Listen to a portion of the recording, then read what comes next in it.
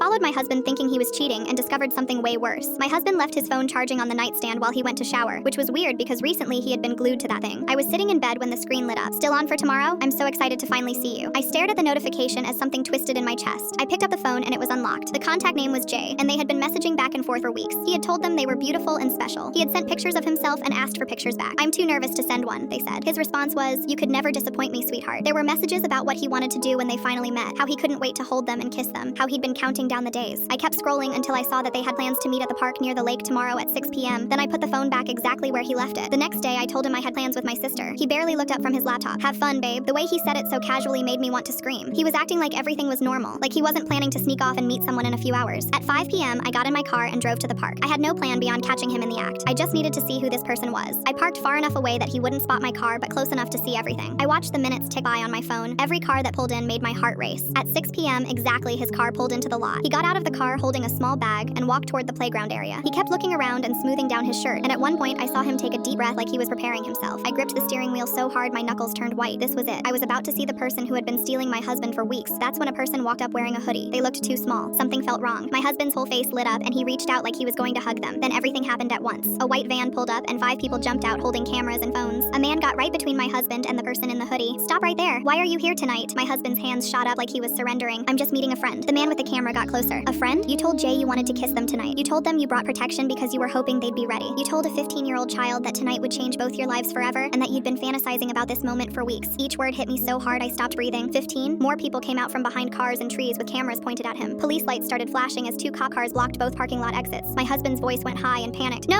this is a misunderstanding. I thought they were 18. They told me they were 18. The man pulled out his phone. "Let me read you a message you sent 3 days ago. I know you're young, but that just makes this more special. Your mom wouldn't understand what we have. Age is just a number." Should I keep reading? My throat closed up completely. I had read those exact messages last night and somehow my brain refused to process what they actually meant. How had I missed it? My husband started looking around desperately for an escape. Then his eyes landed directly on me sitting in my car. Our eyes locked, and I watched the realization that I had seen everything spread across his face. An officer approached him with handcuffs. My husband was openly crying now with his hands still raised. The person in the hoodie reached up and pulled it back. It was a woman, probably in her 30s, a decoy. This whole thing was a setup. I had spent the whole drive preparing to confront my husband about an affair, but instead I watched him get arrested for trying to meet a child.